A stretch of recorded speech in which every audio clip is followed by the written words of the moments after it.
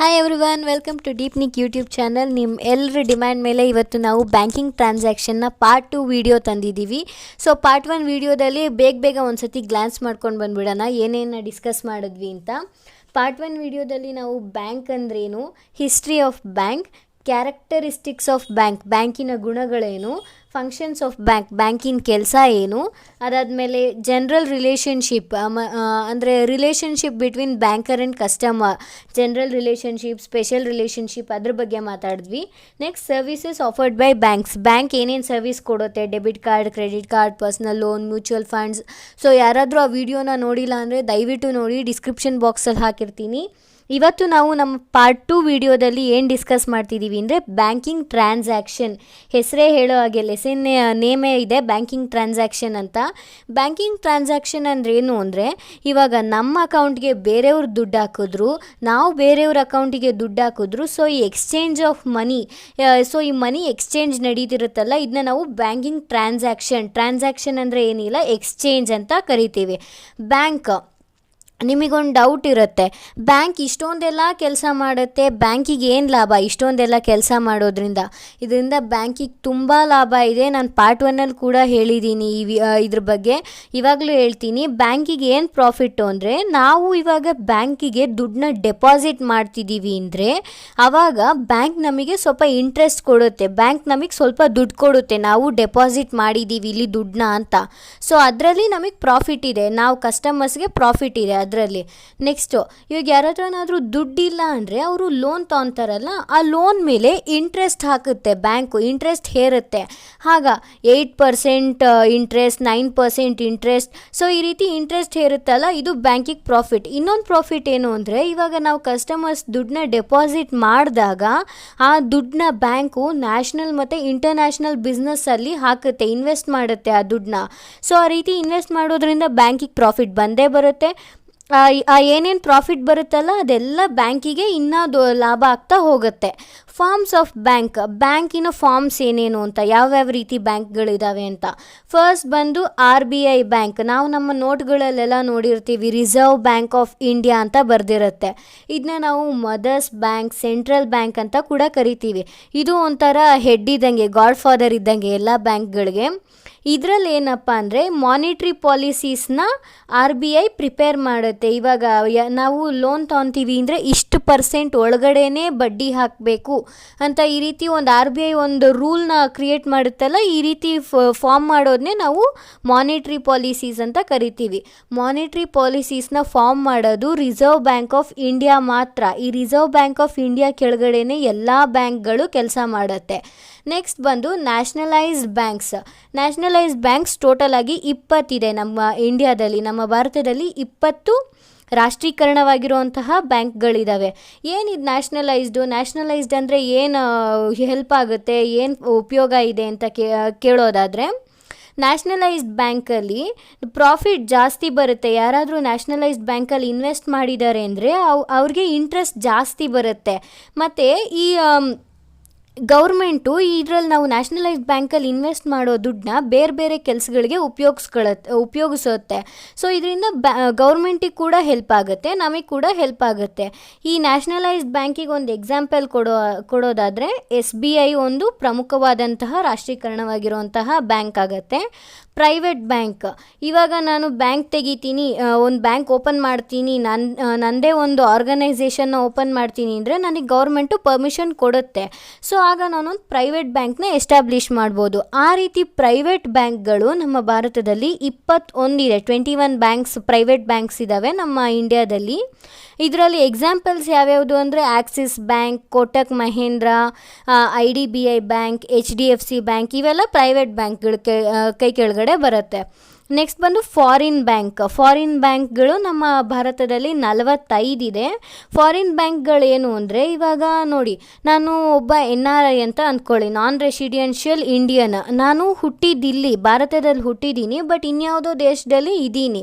So ಆಗ ನನಗೆ ಇಲ್ಲೂ ಬ್ಯಾಂಕ್ ಅಕೌಂಟ್ ಬೇಕು, ಅಲ್ಲೂ ಬ್ಯಾಂಕ್ ಅಕೌಂಟ್ ಬೇಕು, ಎರಡೂ ಕಡೆನೂ ಕೆಲಸ ಮಾಡುವಂಥದ್ದೇ ಫಾರಿನ್ ಬ್ಯಾಂಕು. ಫಾರಿನ್ ಬ್ಯಾಂಕಲ್ಲಿ ಏನು ಅಂದರೆ ಇಲ್ಲಿ ತುಂಬ ಟ್ಯಾಕ್ಸ್ ಬೀಳುತ್ತೆ. ನಾನೇನಾದರೂ ಇಲ್ಲಿ ಸ್ವಲ್ಪ ದುಡ್ಡು ಡೆಪಾಸಿಟ್ ಮಾಡಿದೆ ಅಂದರೆ ಅವರು ಎರಡೂ ದೇಶದಲ್ಲೂ ಮ್ಯಾನೇಜ್ ಮಾಡೋದಕ್ಕೋಸ್ಕರ ತುಂಬ ಟ್ಯಾಕ್ಸ್ ಚಾರ್ಜಸ್ನ ಕೇಳ್ತಾರೆ. ಸೊ ಇದು ಫಾರಿನ್ ಬ್ಯಾಂಕ್ ಆಗುತ್ತೆ. ನಮ್ಮ ಟೋಟಲ್ ಆಗಿ ಇಂಡಿಯಾದಲ್ಲೇ ಬ್ಯಾಂಕ್ ಬ್ರಾಂಚಸ್ ಬಂದು 86,000 ಬ್ಯಾಂಕ್ ಬ್ರಾಂಚಸ್ ಇದೆ. ಅದರಲ್ಲಿ ಎಷ್ಟೊಂದು ಬ್ಯಾಂಕ್ಸ್ ಬರುತ್ತೆ. ರೂರಲ್ ಬ್ಯಾಂಕ್, ಹಳ್ಳಿಗಳ ಕಡೆ ಬ್ಯಾಂಕ್ಗಳಿರುತ್ತಲ್ಲ ಅದು. ರೀಜನಲ್ ಬ್ಯಾಂಕ್ ಅಂದರೆ ಕರ್ನಾಟಕ ಬ್ಯಾಂಕ್ ಬರೀ ಕರ್ನಾಟಕಕ್ಕೆ ಸೀಮಿತ ಆಗಿದೆ. ಬೇರೆ ಕಡೆನೂ ಓಪನ್ ಆಗುತ್ತೆ ಬಟ್ ಮೇಜರ್ಲಿ ಕರ್ನಾಟಕಕ್ಕೆ ಬರುತ್ತೆ. ಕೋಆಪರೇಟಿವ್ ಬ್ಯಾಂಕ್ ಅಂದ್ರೆ ಏನು ಅಂದರೆ ಇವಾಗ ಬಡ ಜನರು ಇರ್ತಾರಲ್ಲ ಅವರಿಗೆಲ್ಲ ಹೆಲ್ಪ್ ಆಗೋ ಥರ. ಇವಾಗ ಅವ್ರು ಲೋನ್ ತೊಗೊಂಡ್ರೂ ಕಮ್ಮಿ ಬಡ್ಡಿ ಕೊಡುತ್ತೆ ಕೋಆಪರೇಟಿವ್ ಬ್ಯಾಂಕ್, ಕಮ್ಮಿ ಬಡ್ಡಿಲಿ ದುಡ್ಡು ಕೊಡುತ್ತೆ. ಸೊ ಈ ರೀತಿ ಕೆಲಸ ಮಾಡೋದು ಕೋಆಪರೇಟಿವ್ ಬ್ಯಾಂಕ್. ನೆಕ್ಸ್ಟ್ ನೀವು ಇತ್ತೀಚೆಗೆ ನೋಡಿರ್ತೀರ ಪೋಸ್ಟ್ ಆಫೀಸ್ಗಳು ಕೂಡ ಬ್ಯಾಂಕ್ಗಳನ್ನ ಓಪನ್ ಮಾಡಿದೆ. ಹಳ್ಳಿಗಳ ಕಡೆ ಜಾಸ್ತಿ ಬ್ಯಾಂಕ್ ಇರೋದಿಲ್ಲ. ಅವರೇನು ಅಲ್ಲಿ ಕೆಲಸ ಮಾಡಿಕೊಂಡು ಅಲ್ಲಿ ಇದ್ಕೊಂಡು ಊರಲ್ಲಿ ಇದ್ಕೊಂಡು ಇಲ್ಲಿಗೆ ದುಡ್ಡು ಹಾಕಕ್ಕೆ ಬರೋಕ್ಕಾಗತ್ತಾ, ಬೆಂಗಳೂರಿಗೆ ಬರೋಕ್ಕಾಗತ್ತಾ? ಸೊ ಆಗೋದಿಲ್ಲ. ಅದಕ್ಕೋಸ್ಕರ ಪೋಸ್ಟಲ್ ಬ್ಯಾಂಕ್ ಆಫ್ ಇಂಡಿಯಾ ಅಂತ ಒಂದು ಪೋಸ್ಟ್ ಆಫೀಸ್ ಅಂದರೆ ಗೌರ್ಮೆಂಟ್ ಆಫ್ ಇಂಡಿಯಾ ಒಂದು ಬ್ಯಾಂಕ್ ಓಪನ್ ಮಾಡಿದೆ. ಅದು ಬಂದು ಪೋಸ್ಟಲ್ ಬ್ಯಾಂಕ್ ಆಫ್ ಇಂಡಿಯಾ. ಅವು ಎಲ್ಲೆಲ್ಲಿದ್ದಾವೆ ಅಂದರೆ 90% ಎಲ್ಲ ಹಳ್ಳಿಗಳ ಕಡೆ ಇದೆ. ಹಳ್ಳಿಗಳು ಟೌನ್ಗಳ ಕಡೆ ಇದೆ ಈ ಪೋಸ್ಟಲ್ ಬ್ಯಾಂಕ್ಗಳು ಕೊಡೋ ಸರ್ವಿಸ್ ಏನು, ಪೋಸ್ಟಲ್ ಬ್ಯಾಂಕ್ಸ್ಗಳು ನಮಗೆ ಕೊಡೋ ಸರ್ವಿಸ್ ಏನು ಅಂದರೆ, ನಾನು ನಿಮಗೆ ಪಾರ್ಟ್ 1 ಕೂಡ ಹೇಳಿದ್ದೀನಿ ಬ್ಯಾಂಕ್ಗಳು ಕೊಡೋ ಸರ್ವಿಸ್ ಏನು ಅಂತ ಹೇಳಿದ್ದೀನಿ. Debit card, credit card, personal loan ಇದೆಲ್ಲ ನಾರ್ಮಲ್ ಬ್ಯಾಂಕ್ಗಳು ಕೊಡುತ್ತೆ. ಪೋಸ್ಟಲ್ ಬ್ಯಾಂಕ್ಗಳೇನು ಸರ್ವಿಸ್ ಆಫರ್ ಮಾಡುತ್ತೆ ಅಂದರೆ ಪೋಸ್ಟ್ ಆಫೀಸ್ ಸೇವಿಂಗ್ಸ್ ಅಕೌಂಟ್ ಅಂದ್ರೇನು? ಇವಾಗ ನಾನು ಕೆಲ್ಸಕ್ಕೆ ಹೋಗ್ತಾ ಇದ್ದೀನಿ, ಹಳ್ಳಿ ಕಡೆ ಇದ್ದೀನಿ, ಕೆಲ್ಸಕ್ಕೆ ಹೋಗ್ತಾ ಇದ್ದೀನಿ, ನನಗೆ ಸಂಬಳ ಬರ್ತಿದೆ. ನಾನು ಆ ಸಂಬಳನ ಎಲ್ಲಾದರೂ ಜಮಾ ಮಾಡಬೇಕು ಅಂದರೆ ನಾನು ಏನು ಮಾಡ್ತೀನಿ? ಆವಾಗ ನಾನು ಪೋಸ್ಟಲ್ ಆಫೀಸ್ಗೆ ಹೋಗ್ಬಿಟ್ಟು ಅಲ್ಲೊಂದು ಸೇವಿಂಗ್ಸ್ ಅಕೌಂಟ್ನ ಓಪನ್ ಮಾಡ್ತೀನಿ. ಅಲ್ಲೊಂದು ಸೇವಿಂಗ್ಸ್ ಅಕೌಂಟ್ ಓಪನ್ ಮಾಡಿದ್ರೆ ಅದು ಪೋಸ್ಟ್ ಆಫೀಸ್ ಸೇವಿಂಗ್ಸ್ ಅಕೌಂಟ್ ಆಗುತ್ತೆ. ನೆಕ್ಸ್ಟ್ ಬಂದು issue of national saving certificate ಅಂದ್ರೇನು? ಇವಾಗ ಬಡ ಜನರು ಇರ್ತಾರೆ, ಅವ್ರ ದುಡ್ಡನ್ನ ಎತ್ತಿಡಬೇಕು ಅಂತ ಹೋಗ್ತಾರೆ, ಬಟ್ ಅವ್ರಿಗೆ ತುಂಬ ಟ್ಯಾಕ್ಸ್ ಚಾರ್ಜಸ್, ಲೋನ್ಗಳು ತೊಗೊಂಡ್ರೆ ತುಂಬ ಬಡ್ಡಿ ಹಾಕುತ್ತೆ. ಸೊ ಅಂಥವ್ರು ಏನು ಮಾಡ್ಬೋದು ಅಂದರೆ ನ್ಯಾಷನಲ್ ಸೇವಿಂಗ್ ಸರ್ಟಿಫಿಕೇಟ್ನ ಮಾಡಿಸ್ಕೋಬೋದು. ಇದೆಲ್ಲ ಪೋಸ್ಟ್ ಆಫೀಸ್ಗಳಲ್ಲೂ ಮಾಡ್ತಾರೆ. 100 ರೂಪಾಯಿ ಏನೋ ಇರುತ್ತೆ nomination fees. So national saving certificate ಮಾಡಿಸ್ಕೊಂಡು ಅದರಲ್ಲಿ ನಾವು ನಮ್ಮ ದುಡ್ಡನ್ನ ಜಮಾ ಮಾಡ್ತೀವಿ ಅಂದರೆ ಅಲ್ಲಿ ಕಮ್ಮಿ ಅಂದರೆ ಇವಾಗ ಲೋನ್ ತೊಗೊಂಡ್ರೆ ಕಮ್ಮಿ ಬಡ್ಡಿ ಹಾಕ್ತಾರೆ ನಮ್ಮ ಮೇಲೆ. ಅದಾದಮೇಲೆ ಇನ್ಕಮ್ ಟ್ಯಾಕ್ಸಿನ ತೊಂದರೆ ಇರೋದಿಲ್ಲ. ಬಡವರಾಗಿರೋದ್ರಿಂದ ಇನ್ಕಮ್ ಟ್ಯಾಕ್ಸಿನ ತೊಂದರೆ ಇರೋದಿಲ್ಲ ಇಲ್ಲಿ. ಆಮೇಲೆ ಇದು ಸೀದಾ ಗೌರ್ಮೆಂಟ್ ಕೆಲಸಗಳಿಗೋಸ್ಕರನೇ ಉಪಯೋಗಿಸ್ತಾರೆ. ಸೊ ನ್ಯಾಷನಲ್ ಸೇವಿಂಗ್ ಸರ್ಟಿಫಿಕೇಟ್ ಮಾಡಿಸ್ಕೊಂಡು ಅಲ್ಲಿ ದುಡ್ಡು ಜಮಾ ಮಾಡ್ತೀವಿ ಅಂದರೆ ಅದು ತುಂಬ ಸೇಫ್ ಇರುತ್ತೆ. ನೆಕ್ಸ್ಟ್ ಬಂದು ಕಿಸಾನ್ ವಿಕಾಸ್ ಪತ್ರ. ಕಿಸಾನ್ ಅಂದರೆ ರೈತರಿಗೆ ಲೋನ್ ಬೇಕಾಗುತ್ತೆ. ಲೋನ್ನ ಜಾಸ್ತಿ ಬಡ್ಡಿಗೆ ದುಡ್ಡು ಕೊಡ್ತಾರೆ ಅಂದರೆ ಸೊ ಕಿಸಾನ್ ವಿಕಾಸ್ ಪತ್ರ ಮಾಡಿಸ್ಕೊಂಡು ಲೋನ್ ತೊಗೊಂಡ್ರೆ ತುಂಬ ಕಮ್ಮಿ ಬಡ್ಡಿಗೆ ನಮಗೆ ದುಡ್ಡು ಸಿಗುತ್ತೆ. ಇದು ರೈತರಿಗೆ ಮಾತ್ರ. ಯಾರ್ಯಾರು ರೈತಾಪಿ ಕೆಲಸಗಳು ಮಾಡ್ಕೊಂಡಿರ್ತಾರೋ ಅವರಿಗೆ. ಮಂತ್ಲಿ ರೆಕರಿಂಗ್ ಡೆಪಾಸಿಟ್, ಇದನ್ನ ನಾವು ಇನ್ನೊಂದು ಹೇಳಬೇಕು ಅಂದರೆ RD ಅಂತ ಕೂಡ ಕರಿತೀವಿ. ಮಂತ್ಲಿ ರೆಕರಿಂಗ್ ಡೆಪಾಸಿಟ್ಸ್ ಅಂದರೆ ಏನು ಅಂದರೆ ಇವಾಗ ನಾನು ಪ್ರತಿ ತಿಂಗಳು 1,000 ರೂಪಾಯಿಯಷ್ಟು ದುಡ್ಡನ್ನ ಎತ್ತಿಡ್ತಿದ್ದೀನಿ ಅಂದರೆ ಸೊ ಇದಕ್ಕೆ ನಾನು ಒಂದು RD ಮಾಡಿಸ್ಬೋದು. ಇದೊಂದು ಟೈಪ್ ಆಫ್ ಅಕೌಂಟ್, ಮುಂದೆ ಹೇಳ್ತೀನಿ. ಒಂದು RD ಅಂತ ಒಂದು ಅಕೌಂಟ್, ರೆಕರಿಂಗ್ ಡೆಪಾಸಿಟ್ ಅಂತ ಒಂದು ಅಕೌಂಟ್ ಮಾಡಿಸ್ಬಿಟ್ಟು ಈ ಅಕೌಂಟಲ್ಲಿ ನಾನು ನನ್ನ ದುಡ್ಡನ್ನೆಲ್ಲ ಸೇವ್ ಮಾಡ್ಕೊಂಡು ಹೋಗ್ಬೋದು. ಮುಂದೆ ಈ ದುಡ್ಡನ್ನ ನಾನು ವಿಡ್ರಾ ಮಾಡ್ಕೋಬೋದು. ವಿಡ್ರಾ ಮಾಡಿದಾಗ ನನಗೆ ಇಂಟ್ರೆಸ್ಟ್ ಬರುತ್ತೆ. ಬ್ಯಾಂಕು ನಾನು ಆ ಬ್ಯಾಂಕಲ್ಲಿ ದುಡ್ಡನ್ನ ಡೆಪಾಸಿಟ್ ಮಾಡಿರೋದಕ್ಕೆ ಬ್ಯಾಂಕ್ ನನಗೆ ಸ್ವಲ್ಪ ಇಂಟ್ರೆಸ್ಟ್ ಕೊಡುತ್ತೆ, ಸ್ವಲ್ಪ ಲಾಭ ಕೊಡುತ್ತೆ. ಸೊ ಇದನ್ನೇ ನಾವು ಮಂತ್ಲಿ ರೆಕರಿಂಗ್ ಡೆಪಾಸಿಟ್ಸ್ ಅಂತ ಕರಿತೀವಿ. ಸೊ ನೆಕ್ಸ್ಟ್ ಗೋಯಿಂಗ್ ಟು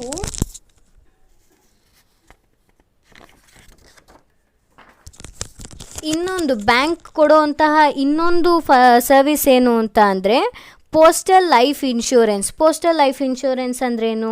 ಇವಾಗ ನಾವು ನಾರ್ಮಲಾಗಿ ಇನ್ಶೂರೆನ್ಸ್ ಮಾಡಿಸ್ತೀವಲ್ಲ, ಸೊ ಅದೇ ರೀತಿ ಹಳ್ಳಿಗಳಲ್ಲಿರೋರು ಪೋಸ್ಟಲ್ ಇನ್ಶೂರೆನ್ಸ್ ಮಾಡಿಸ್ಬೋದು. Next pension payment.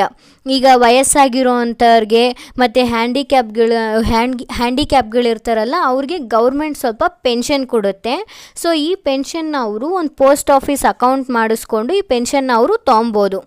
Money transfer, ಇವಾಗ ನಾನು ಬೆಂಗಳೂರಲ್ಲಿದ್ದೀನಿ, ಇನ್ನೊಬ್ಬರು ಮುಂಬೈಯಲ್ಲಿದ್ದಾರೆ. ಸೊ ಈ ರೀತಿ ನಾನು ಮನಿ ಟ್ರಾನ್ಸ್ಫರ್ ಮಾಡಿಸ್ಕೊಬೋದು ಒಂದು ಜಾಗದಿಂದ ಇನ್ನೊಂದು ಜಾಗಕ್ಕೆ. ಈ ಸರ್ವಿಸ್ ಕೂಡ ಪೋಸ್ಟಲ್ ಬ್ಯಾಂಕ್ ಕೊಡುತ್ತೆ. ಪೋಸ್ಟಲ್ ಬ್ಯಾಂಕ್ದು ಇನ್ನೊಂದು ಏನು ವಿಶೇಷ ಅಂದರೆ 1000 crores 1000 ಕೋಟಿ ಇನ್ವೆಸ್ಟ್ಮೆಂಟ್ ಕ್ಯಾಪಿಟಲ್. ನೀವು ಯಾವತ್ತೇ ಆಗಲಿ ಬಿಸ್ನೆಸ್ ಸ್ಟಡೀಸ್ ಅಥವಾ ಎಕನಾಮಿಕ್ಸಲ್ಲಿ ಕ್ಯಾಪಿಟಲ್ ಅನ್ನೋ ಪದ ಬಂದರೆ ಕ್ಯಾಪಿಟಲ್ ಅಂದರೆ ಇನ್ನೇನು ಇಲ್ಲ, ಇನ್ವೆಸ್ಟ್ಮೆಂಟ್ ಅಂತ ಅರ್ಥ. ಸೊ 1000 ಕೋಟಿಯಷ್ಟು ಇನ್ವೆಸ್ಟ್ಮೆಂಟು ಪೋಸ್ಟಲ್ ಬ್ಯಾಂಕಿಂಗ್ ಟ್ರಾನ್ಸಾಕ್ಷನ್ಗೋಸ್ಕರನೇ ಮಾಡಿದೆ. ಸೊ ಇವಾಗ ಬ್ಯಾಂಕ್ ಅವರು ದುಡ್ಡನ್ನ ಒಬ್ಬರು ಮನಿನ ತೊಗೊತಿರ್ತಾರೆ, ಇನ್ನೊಬ್ಬರು ದುಡ್ಡನ್ನ ಹಾಕ್ತಿರ್ತಾರೆ. ಸೊ ಈ ರೀತಿ ಟ್ರಾನ್ಸಾಕ್ಷನ್ಗೋಸ್ಕರ ಪೋಸ್ಟಲ್ ಬ್ಯಾಂಕು 1000 ಕೋಟಿ ದುಡ್ಡನ್ನ ಎತ್ತಿಟ್ಟಿದೆ. ಟೈಪ್ಸ್ ಆಫ್ ಬ್ಯಾಂಕ್ಗಳಲ್ಲಿರೋ ವಿಧಗಳು ಯಾವ್ಯಾವುದು ಅಂತ ತಿಳ್ಕೊಳ್ಳೋದಾದರೆ, ಆರ್ ಬಿ ಐ ಅಂದರೆ ನಾನು ಆಗಲೇ ಹೇಳಿದ್ದೀನಿ, ರಿಸರ್ವ್ ಬ್ಯಾಂಕ್ ಆಫ್ ಇಂಡಿಯಾ. ಇದನ್ನ ನಾವು ಮದರ್ಸ್ ಬ್ಯಾಂಕ್, ಸೆಂಟ್ರಲ್ ಬ್ಯಾಂಕ್ ಅಂತ ಕೂಡ ಕರಿತೀವಿ. ನಿಮಗೆ ಟೆಸ್ಟಲ್ಲೆಲ್ಲ ಕೇಳ್ಬೋದು, which is the bank that formulates the monetary policies. ಅದಕ್ಕೆ ಆನ್ಸರ್ ಬಂದು ರಿಸರ್ವ್ ಬ್ಯಾಂಕ್ ಆಫ್ ಇಂಡಿಯಾನೇ. ಕಮರ್ಷಿಯಲ್ ಬ್ಯಾಂಕ್ಸ್ ಕೂಡ ಒಂದು ರೀತಿ ಬ್ಯಾಂಕ್ಗಳು. Next industrial development bank. ಇವಾಗ ನಾನೊಂದು ಇಂಡಸ್ಟ್ರಿ ಓಪನ್ ಮಾಡಿದ್ದೀನಿ, ಇಂಡಸ್ಟ್ರಿಗಳೇನು ಬೇಗ ಡೆವಲಪ್ ಆಗಿಬಿಡಲ್ಲ. ಒಂದೇ ಸತಿ ನಾನು ಇವತ್ತು ಓಪನ್ ಮಾಡಿದೆ, ನಾಳೆ ಫುಲ್ ಸಕ್ಸಸ್ ಆಗಿಬಿಟ್ಟಿದೆ ಅನ್ನೋ ಥರ ವರ್ಕ್ ಆಗೋಲ್ಲ. ತುಂಬ ಲಾಂಗ್ ಟರ್ಮ್ ಇರುತ್ತೆ ಡೆವಲಪ್ಮೆಂಟ್ ಆಗಬೇಕಂದ್ರೆ. ಸೊ ಈ ಇಂಡಸ್ಟ್ರಿಯಲ್ ಬ್ಯಾಂಕ್ಗಳು ಏನು ಮಾಡುತ್ತೆ ಅಂದರೆ ಲಾಂಗ್ ಟರ್ಮ್ ಲೋನ್ಸ್ ಕೊಡುತ್ತೆ.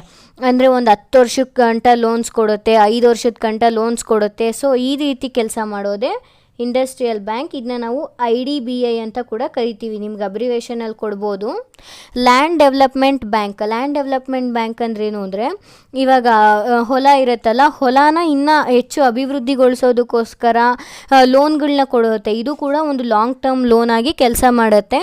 ಇದನ್ನ ನಾವು ಜಾಸ್ತಿ ರೈತರಿಗೆ ಮತ್ತು ಈ ಜಮೀನ್ದಾರರಿಗೆ ಕೊಡ್ತಾರೆ ಬ್ಯಾಂಕ್ಗಳು. ಇಂಡಿಜಿನಸ್ ಬ್ಯಾಂಕ್ಸ್, ಇವನ್ನ ನಾವು ನಾರ್ಮಲ್ ಆಗಿ ಸಾಹುಕಾರ್ಸ್ ಅಂತ ಕರಿತೀವಿ. ನಿಮ್ಮ ಟೆಕ್ಸ್ಟ್ ಬುಕ್ಕಲ್ಲಿ ಕೂಡ ಕೊಟ್ಟಿದೆ. ಸಾಹುಕಾರ್ಸ್ ಅಂದರೆ ಇನ್ನೇನಿಲ್ಲ, ನಾರ್ಮಲ್ ಆಗಿ ಇವಾಗ ನಾನೇ ಬಡ್ಡಿ ವ್ಯವಹಾರ ಮಾಡ್ತೀನಿ ಅಂದರೆ ಮಾಡ್ಕೋಬೋದು. ಆವಾಗ ನಾನು ಸ್ಥಳೀಯ ಬ್ಯಾಂಕ್ ಆಗ್ತೀನಿ, ಅಲ್ಲೇ ಇರೋಂತಹ ಬ್ಯಾಂಕ್. ಅಲ್ಲೇ ನಾವು ಅವ್ರ ಹತ್ರ ದುಡ್ಡು ಇಸ್ಕೋಬಹುದು. ಸೊ ಅವರಿಗೆ ನಾವು ಜಾಸ್ತಿ ಬಡ್ಡಿ ಕೊಡ್ತಾರೆ. ಸಾಹುಕಾರರು ಏನು ಮಾಡ್ತಾರೆ ಅಂದರೆ ಜಾಸ್ತಿ ಬಡ್ಡಿಗೆ ದುಡ್ಡು ಕೊಡ್ತಾರೆ, ಅದೇ ಪ್ರಾಬ್ಲಮ್ಮು. ಸೊ ಪೋಸ್ಟಲ್ ಬ್ಯಾಂಕ್ಸ್ ಇವನ್ನೇ ಯೂಸ್ ಮಾಡೋದು ಒಳ್ಳೆಯದು ಇಂಡಿಜಿನಸ್ ಬ್ಯಾಂಕ್ಸಿಗೆ ನೋಡಿಕೊಂಡ್ರೆ. ಟೈಪ್ಸ್ ಆಫ್ ಬ್ಯಾಂಕ್ ಅಕೌಂಟಲ್ಲಿ 4 ಟೈಪ್ ಇದೆ. ಯಾವುದೋ ಒಂದು ಟೈಪ್ ಇಲ್ಲ, 4 ಟೈಪ್ಸ್ ಇದೆ. Savings bank account, current account, recurring deposit account, fixed deposit account. Savings bank account ಅಂದ್ರೇನು ಅಂದರೆ, ಇವಾಗ ನಾನು ಕೆಲಸಕ್ಕೆ ಹೋಗ್ತಿದ್ದೀನಿ, ನಾನು ಆಗಲೇ ಹೇಳಿದೆ ಪೋಸ್ಟಲ್ ಆಫೀಸ್ ಸೇವಿಂಗ್ಸ್ ಅಕೌಂಟ್ ಅಂತ, ಅದು ಸೇವಿಂಗ್ಸ್ ಬ್ಯಾಂಕ್ ಅಕೌಂಟ್ಗೆ. ಇವಾಗ ನಾನು ಕೆಲಸಕ್ಕೆ ಹೋಗ್ತಿದ್ದೀನಿ, ನಂಗೆ ಮಂತ್ಲಿ ಇಷ್ಟು ಸೇವಿಂಗ್ಸ್ ಆಗ್ತಿದೆ ಅಂದರೆ ನಾನು ಆ ಸೇವಿಂಗ್ಸ್ನ ಏನು ಮಾಡ್ಬೋದು ಅಂದರೆ ಸೇವಿಂಗ್ಸ್ ಬ್ಯಾಂಕ್ ಅಕೌಂಟಲ್ಲಿ ಹಾಕ್ಬೋದು. ಸೊ ಆವಾಗ ಬ್ಯಾಂಕ್ ನನಗೆ ಇಂಟ್ರೆಸ್ಟ್ ಕೊಡುತ್ತೆ ಆ ದುಡ್ಡಿಗೆ. ನೆಕ್ಸ್ಟ್ ಬಂದು ಕರೆಂಟ್ ಅಕೌಂಟ್ ಇದನ್ನ ನಾರ್ಮಲಿ ಓಪನ್ ಮಾಡೋದು ಬಿಸ್ನೆಸ್ ಮೆನ್ಸ್. ಏನಕ್ಕೆ ಓಪನ್ ಮಾಡ್ತಾರೆ ಅಂದರೆ ಕರೆಂಟ್ ಅಕೌಂಟಲ್ಲಿ ಇವಾಗ ಬಿಸ್ನೆಸ್ ಮ್ಯಾನ್ಗಳು ದಿನದಲ್ಲಿ ಎಷ್ಟೊಂದು ಸತಿ ದುಡ್ಡಿನ ವ್ಯವಹಾರ ನಡೀತಾ ಇರುತ್ತೆ. ಸೊ ಈ ರೀತಿ ಎಷ್ಟೊಂದು ಸಲ ದುಡ್ಡಿನ ವ್ಯವಹಾರ ನಡೆದಾಗ ಬ್ಯಾಂಕಿಗೆ ಒಂದು ಸರ್ವಿಸ್ ಕೊಡ್ತಾ ಇರುತ್ತೆ ಬ್ಯಾಂಕು. ಅದಕ್ಕೆ ಕರೆಂಟ್ ಅಕೌಂಟ್ ಹೋಲ್ಡರ್ಸಿಂದ ಬ್ಯಾಂಕು ಸರ್ವಿಸ್ ಚಾರ್ಜ್ನ ಕಲೆಕ್ಟ್ ಮಾಡ್ಕೊಳ್ಳುತ್ತೆ. ಸರ್ವಿಸ್ ಚಾರ್ಜ್ ಅಂದರೆ ಏನು ಅಂದರೆ, ಅವ್ರು ದಿನದಲ್ಲಿ ಅಷ್ಟೊಂದು ಸತಿ ದುಡ್ಡು ತೊಗೊತಿದ್ದಾರೆ ಕೊಡ್ತಿದ್ದಾರೆ ಅಂತ ಆ ರೀತಿ ಕೆಲಸ ಮಾಡ್ತಿದ್ದಾರೆ ಅಂದರೆ ಬ್ಯಾಂಕ್ ಒಂದು ಸರ್ವಿಸ್ ಕೊಡ್ತಿದೆಯಲ್ಲ, ಸೊ ಅದಕ್ಕೋಸ್ಕರ ಸ್ವಲ್ಪ ದುಡ್ಡನ್ನ ಇಸ್ಕೊಳ್ಳುತ್ತೆ, ಅದೇ ಸರ್ವಿಸ್ ಚಾರ್ಜು. ಮತ್ತು ಕರೆಂಟ್ ಅಕೌಂಟ್ಗೆ ಇಂಟ್ರೆಸ್ಟ್ ಕೊಡೋದಿಲ್ಲ ಬ್ಯಾಂಕ್, ಇಂಟ್ರೆಸ್ಟ್ನ ಕರೆಂಟ್ ಅಕೌಂಟ್ಗೆ ನಾರ್ಮಲಾಗಿ ಕೊಡೋದಿಲ್ಲ. ನೆಕ್ಸ್ಟ್ ಬಂದು ರೆಕರಿಂಗ್ ಡೆಪಾಸಿಟ್ ಅಕೌಂಟ್. ಇದು ಪೋಸ್ಟಲ್ ಆಫೀಸ್ ಇದರಲ್ಲಿ ಹೇಳಿದ್ದೆ ರೆಕರಿಂಗ್ ಡೆಪಾಸಿಟ್, ಇದನ್ನ ನಾವು RD ಅಂತ ಕೂಡ ಕರಿತೀವಿ. ಇದರಲ್ಲಿ ಏನು ಅಂದರೆ, ಇವಾಗ ನಾನು ಒಂದು ಮಂತ್ಲಿ ಒಂದು 1000 ರೂಪಾಯಿ ಉಳಿಸ್ತಿದ್ದೀನಿ, ಒಂದು 2000 ರೂಪಾಯಿ ಉಳಿಸ್ತಿದ್ದೀನಿ ಅಂದರೆ ಅದನ್ನ ನಾನು RD ಒಂದು ಅಕೌಂಟ್ ಓಪನ್ ಮಾಡಿಬಿಟ್ಟು ಮಂತ್ಲಿ ಇಷ್ಟಿಷ್ಟು ದುಡ್ಡು ಹಾಕ್ತಾ ಹೋಗ್ಬೋದು. ಸೊ ಕೊನೆಯಲ್ಲಿ ಇದಕ್ಕೊಂದು ಟರ್ಮ್ ಇರುತ್ತೆ, 1 ವರ್ಷಕ್ಕೆ ತೊಗೊಳ್ಳೋದು ಇಲ್ಲ 5 ವರ್ಷಕ್ಕೆ ಟರ್ಮ್ ಮುಗಿಯೋದು. ಸೊ ಅಷ್ಟರೊಳಗಡೆ ನಾನು ಆ ಟೈಮ್ ಆದಮೇಲೆ ನಾನು ಆ ದುಡ್ಡನ್ನ ಎತ್ಕೋಬೋದು. ಸೊ ಇದು recurring deposit account. Fixed deposit account ಅಂದ್ರೇನು? ಫಿಕ್ಸೆಡ್ ಡೆಪಾಸಿಟ್ ಅಕೌಂಟ್ ಅಂದರೆ, ಇವಾಗ ನನ್ನ ಹತ್ರ ಒಂದೇ ಟೈಮಿಗೆ ಏನೋ ನನಗೆ 1 ಲಕ್ಷ ರೂಪಾಯಿ ದುಡ್ಡಿದೆ ಅಂತ ನನ್ನ ಹತ್ರ ಅಂದ್ಕೊಳ್ಳಿ. 1 ಲಕ್ಷ ರೂಪಾಯಿ ದುಡ್ಡಿದ್ದಾಗ ನಾನೇನು ಮಾಡ್ತೀನಿ, ಒಂದು FD account, fixed deposit account open ಮಾಡ್ತೀನಿ. ಒಂದು 5 ವರ್ಷದ ಗಂಟ ಟರ್ಮ್ ತೊಗೊತೀನಿ. ಒಂದು 5 ವರ್ಷದ ಗಂಟ ದುಡ್ಡನ್ನ ನಾನು ಬ್ಯಾಂಕಲ್ಲೇ ಇಡ್ತೀನಿ. ಬ್ಯಾಂಕಲ್ಲೇ ಇಟ್ಟಾಗ ದುಡ್ಡಿಗೆ ಬ್ಯಾಂಕು ಇಂಟ್ರೆಸ್ಟ್ ಕೊಡ್ತಾ ಹೋಗುತ್ತೆ. 5 ವರ್ಷ ಮುಗಿದ್ಮೇಲೆ ನಾನು ಆ ದುಡ್ಡನ್ನ ಎತ್ಕೋತೀನಿ. ಇವಾಗ ನೀವು ಕೇಳ್ಬೋದು, ರೆಕರಿಂಗ್ ಡೆಪಾಸಿಟ್ ಅಕೌಂಟ್ ಮತ್ತು ಫಿಕ್ಸೆಡ್ ಡೆಪಾಸಿಟ್ ಅಕೌಂಟಲ್ಲಿ ಏನು ವ್ಯತ್ಯಾಸ ಇದೆ ಅಂತ. ರೆಕರಿಂಗ್ ಡೆಪಾಸಿಟ್ ಅಕೌಂಟಲ್ಲಿ ನಾವು ಮಧ್ಯದಲ್ಲಿ ದುಡ್ಡನ್ನ ತೊಗೊಬೋದು, ಪೀರಿಯಡ್ ಮುಗಿಯೋದಕ್ಕಿಂತ ಮುಂಚೆನೇ ದುಡ್ಡನ್ನ ತೊಗೊಬೋದು. ಫಿಕ್ಸೆಡ್ ಡೆಪಾಸಿಟ್ ಅಕೌಂಟಲ್ಲಿ ನಾವು ಆ ಥರ ಮಧ್ಯದಲ್ಲಿ ದುಡ್ಡನ್ನ ತೊಗೊಳ್ಳೋ ಹಾಗಿಲ್ಲ. ಟರ್ಮ್ ಒಂದು 5 ವರ್ಷದ ಗಂಟ ನಾನು ದುಡ್ಡನ್ನ ತೊಗೊಳ್ಳಲ್ಲ ಅಂತ ಏನು ಹೇಳಿರ್ತೀನೋ ನಾವು 5 ವರ್ಷದ ಗಂಟ ನಿಲ್ಲಲೇಬೇಕು. 5 ವರ್ಷ ಆದಮೇಲೆ ನಾವು ನಮ್ಮ ದುಡ್ಡನ್ನ ತೊಗೊಳಕ್ಕಾಗೋದು. ನೆಕ್ಸ್ಟ್ ಬಂದು what are the steps to open a bank account. Bank account open ಮಾಡೋದಕ್ಕೆ ಏನೇನು ಸ್ಟೆಪ್ಸ್ ಇದೆ ಅಂತ. ಸೊ ಫಸ್ಟ್ ಸ್ಟೆಪ್ ಬಂದು decide the type of account which you want to open.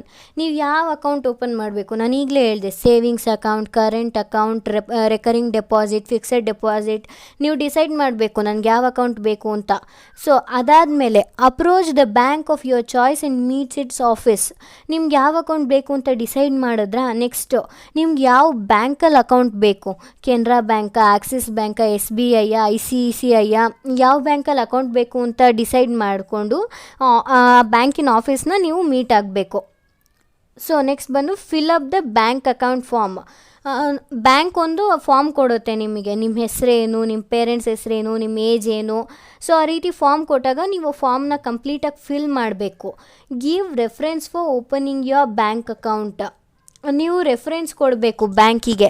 ಅಂದರೆ ಗಿವ್ ರೆಫರೆನ್ಸ್ ಅಂದರೆ ಇವಾಗ ನಾನೊಂದು ಎಕ್ಸಾಂಪಲ್ ತೊಗೊತಿದ್ದೀನಿ.